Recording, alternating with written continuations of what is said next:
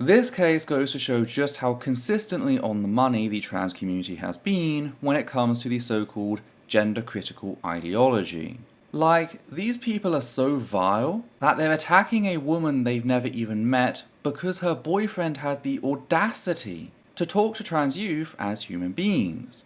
That is the line in the sand for these people, treating trans youth with basic humanity, and they're now spreading conspiratorial lies about Erin Darke and Daniel Radcliffe.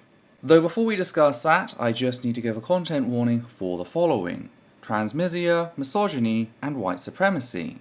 If you like our work, please consider supporting the channel via Patreon. You can also support us by liking, commenting, and sharing this video on social media.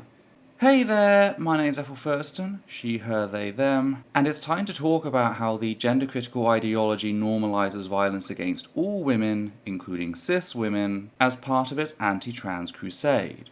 When it comes to the harm the self-described gender-critical ideology causes cis women, there are no shortage of examples. From attacks on reproductive health to the harassment and even sexual assault of young girls in sports, the consequences of allowing this flavour of fascism to go unchallenged are far-reaching. And it's good to highlight further examples as they come up, not merely to keep track of what's going on, but to hopefully motivate cis women to wake up and take a stand, to fight for their rights before they're undermined, as we saw with the overturning of Roe v. Wade in the US last year. Which brings us to Erin Darke, an American actor who entered a relationship with fellow actor Daniel Radcliffe in 2012, specifically this post by Twitter user Suzanne Seddon, which shares a photo of the couple alongside the following caption. Quote, "This is Daniel Radcliffe, Harry Potter's girlfriend. Now what do you see? Woozy face emoji." End quote.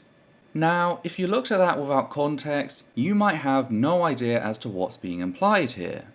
That is, until you look down in the replies and see countless members of the gender-critical movement taking this photo as evidence that Erin Darke is a trans woman, scrutinizing her face and neck to declare that she has X, Y, and Z masculine traits that supposedly prove that she's not a real woman, at least by their bigoted standards.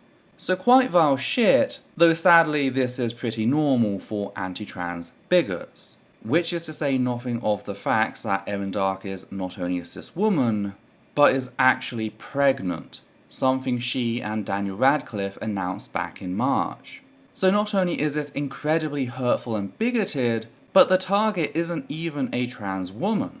This is important to point out since the gender-critical ideology sells itself on the lie that it is protecting cis women from trans women, yet here they are, openly attacking a cis woman using transmisic tropes. This fact only gets worse once you realise that they're not even attacking Erin for her own actions or beliefs, but rather the actions and beliefs of her boyfriend. That's how sexist these jackasses are, that they'll attack a woman for the actions of her boyfriend, effectively declaring her existence to be secondary to his. So what did Daniel do to earn the ire of the gender-critical ideology? Well, I'll show you. Hi, I'm Dan Radcliffe. This week I was incredibly fortunate to get to meet 6 young people who agreed to come and share their stories with us, and also to have a conversation about allyship and the people in their lives who have shown up for them and made a positive impact on their lives and their journeys. So yeah, I'm excited to share that conversation with you. This short promotional piece was uploaded to Twitter by the Trevor Project, a US-based LGBT+ charity, along with a caption, quote, "6 trans and non-binary young people sat down with Daniel Radcliffe in a candid and heartfelt conversation about their journeys and what genuine allyship looks like. The first episode of Sharing Space premieres on YouTube tomorrow at 12 PM Eastern Time." End quote. So yeah, Daniel sat down to have a talk with 6 trans and non-binary youth, and that led anti-trans bigots to target his girlfriend, implying that she herself is trans and that the only reason he's doing this is because his relationship with Erin makes him biased, or worse, that he fetishizes trans people. Again, really disgusting behaviour relying on not just transmisia, but also misogyny. Because all of these things are ultimately connected via white supremacy. What is feminine and thus makes a woman in the anti-trans mindset are markers clearly defined by white supremacist beliefs. It's not a coincidence that the first targets of these transmisic truthers were black women like Michelle Obama. It's not a coincidence that the people most often targeted with accusations of being trans in sports are black and dark-skinned South Asian women. It's misogyny, that is, anti-black racism mixed with misogyny. It's an extension of the myth that non-white women are taller, louder, and more aggressive than their white European counterparts, creating a list of traits that can then be turned on anyone, including white cis women, for the apparent crime of loving someone who has the respect and patience to actually talk to trans youth rather than about them. It's also worth noting that this comes at a very contentious time for anti-trans voices who support J.K. Rowling, a white cis woman who has made herself the face of the UK anti-trans movement. We not only received news of a Harry Potter reboot in the works by HBO, but this came out at the same time that J.K. Rowling's production company revealed a 74% drop in profits following her open attacks on trans people. I do have to add that her estate asserts that its profits have been hurt by COVID, but I also feel the need to point out that said excuse doesn't seem to line up with lockdown times. If anything, she should have seen profits go up during the 2021 to 2022 financial year, as most countries settled on just pretending like the pandemic is over. And I was relieved to discover that I'm not the only one to notice the mislogic here, with the Collider's Rachel Leishman also pointing out the discrepancy. J.K. Rowling's drop in profits seems to be the direct result of her transmisia and the way actors like Emma Watson, Rupert Grint, and yes, Daniel Radcliffe have all come out in support of the trans community.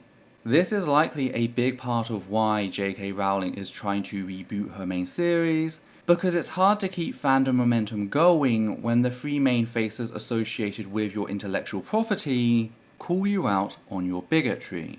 J.K. Rowling has had to face the hard truth that people identified more with the children they grew up with than the billionaire in the background. This also explains the special disdain held for the main trio by your average anti-trans bigot. They see J.K. Rowling as their champion, being the wealthiest member of their group with a massive platform and political sway. Therefore, her success is seen as their success, but more importantly, her failures are their failures. Every time the main trio does something that goes against Ms. Rowling's hateful ideology, every time they defy her, that's taken as a personal slight against them. Problem is, the bigotry on display here has real-world consequences. It not only harms trans people by presenting being trans as a negative, but it also teaches society that it's okay to scrutinize another person's gender and attack them on the assumption that they are trans. This has led numerous women, both trans and cis, to be attacked by people assuming that they are trans.